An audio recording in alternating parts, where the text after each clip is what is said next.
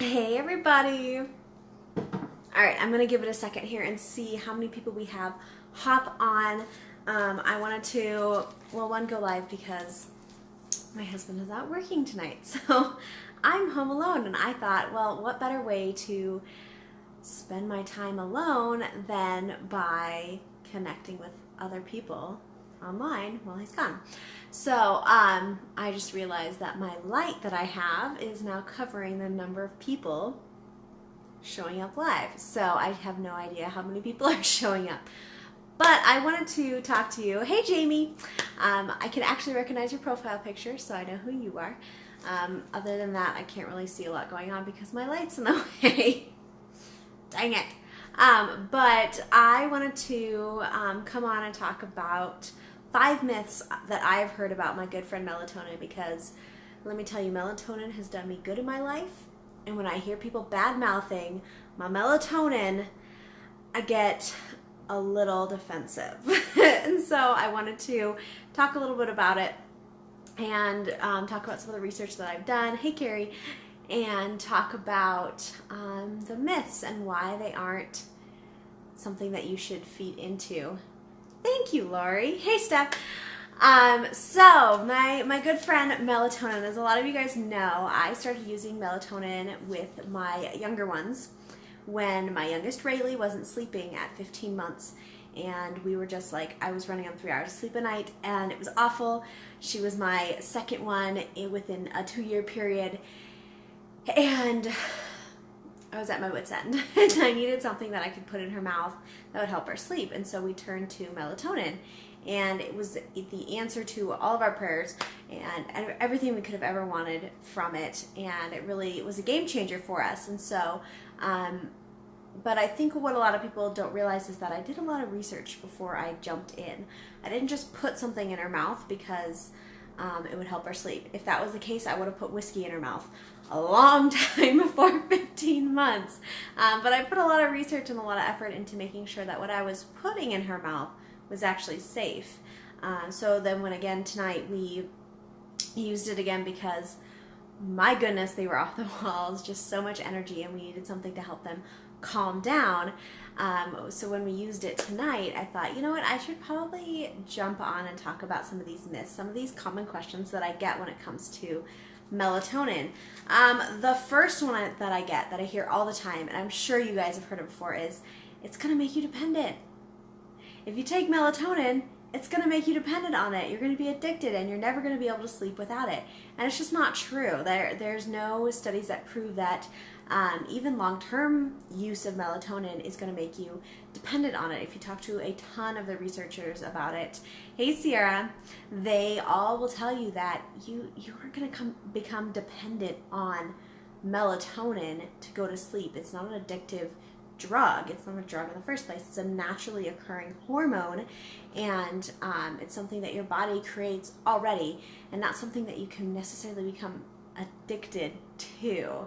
So that's not going to happen, I promise you. Number 2 that I hear is connected to the dependent one. They're like, yeah, but it's going to make your natural ability to produce melatonin is going to hinder that, and you're not going to be able to produce it naturally. Not true. There are no clinical studies that prove that.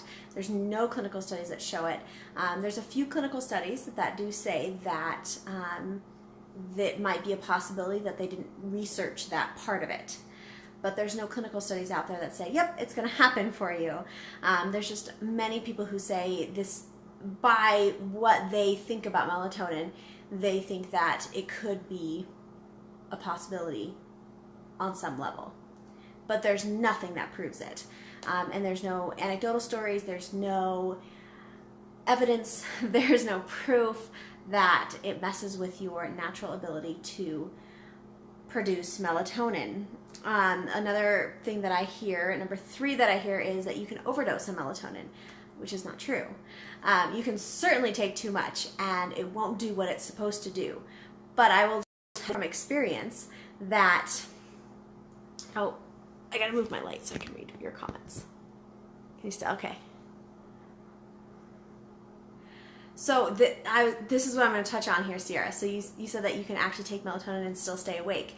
So you can't overdose on melatonin, but if you take too much melatonin, it can actually have the opposite effect than what you want.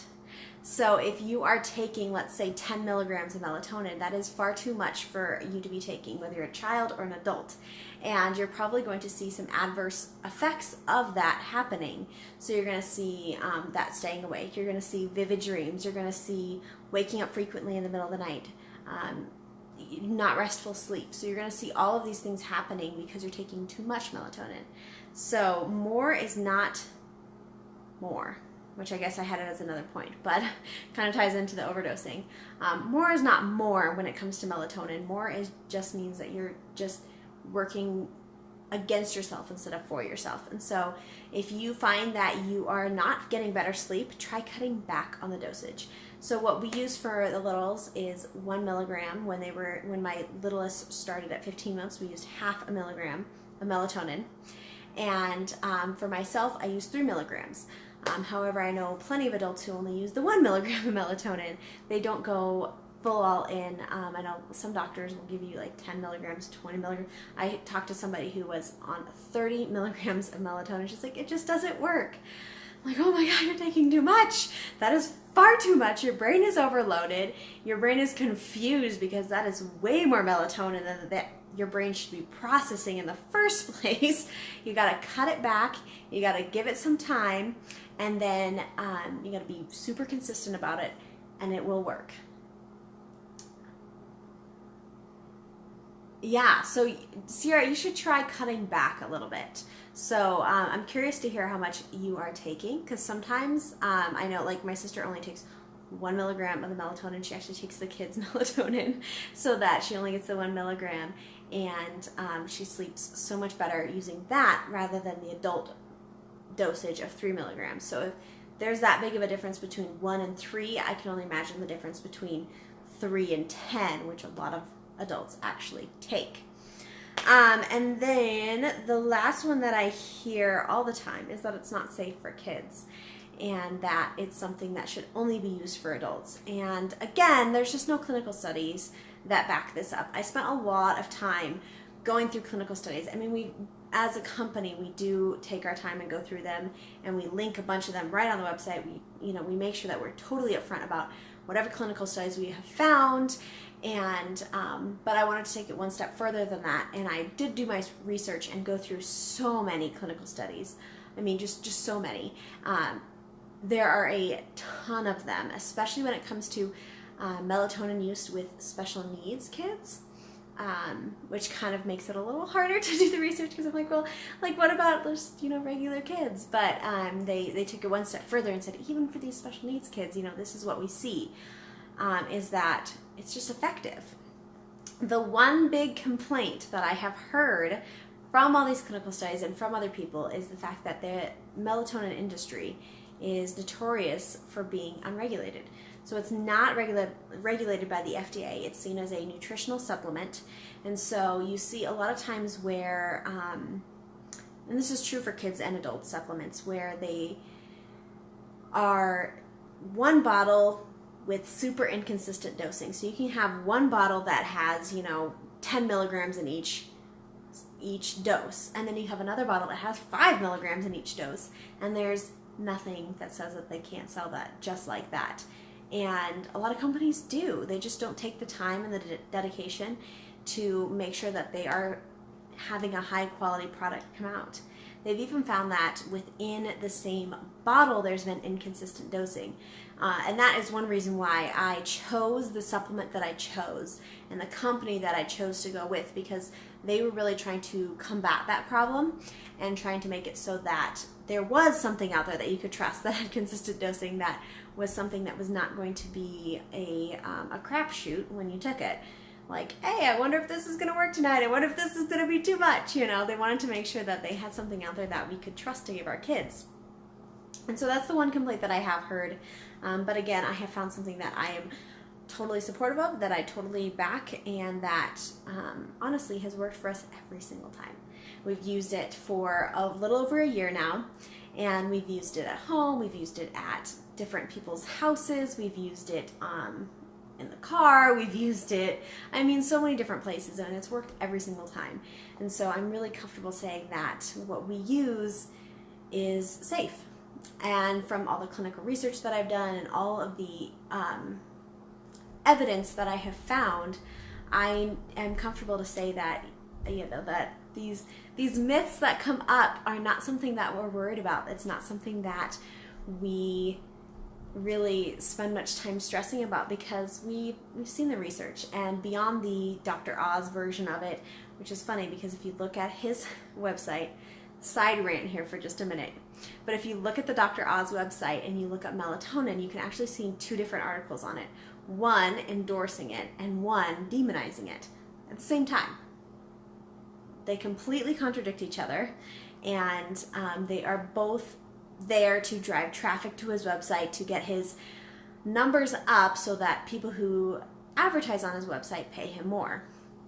Okay, just a side rant there. Anyway, but beyond those, like real clinical research studies where people have done the research, and it was hard to get through reading it because it was super, super dry and not entertaining, those kind of research, those kind of studies. I really looked into that, and so we feel very comfortable with what we're doing. And the other thing that I wanted to mention is that melatonin isn't meant to be something that you take every night for the rest of your life. It's supposed to be something that helps you set the internal clock in your brain to say that this is the time we go to sleep.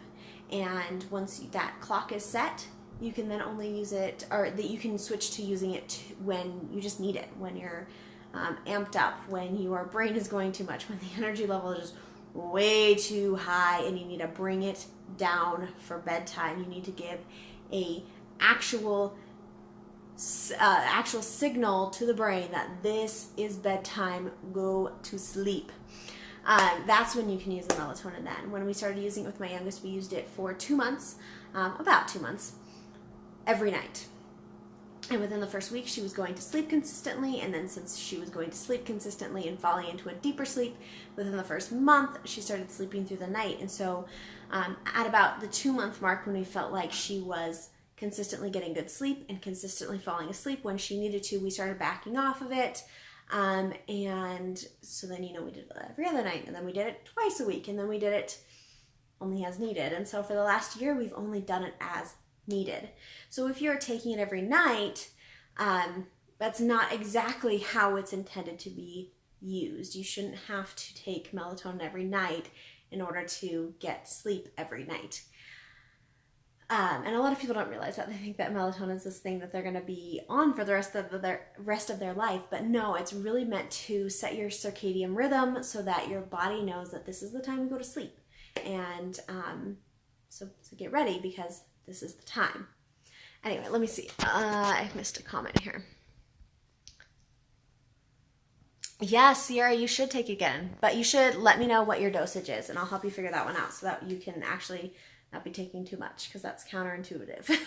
But yeah, let me know how much you're taking. I'd be happy to take a look at it and see what we can do to make sure that it's more effective for you this time, because it should actually be effective. It's a natural hormone that you're already producing in your pineal gland, which sits right behind your brain.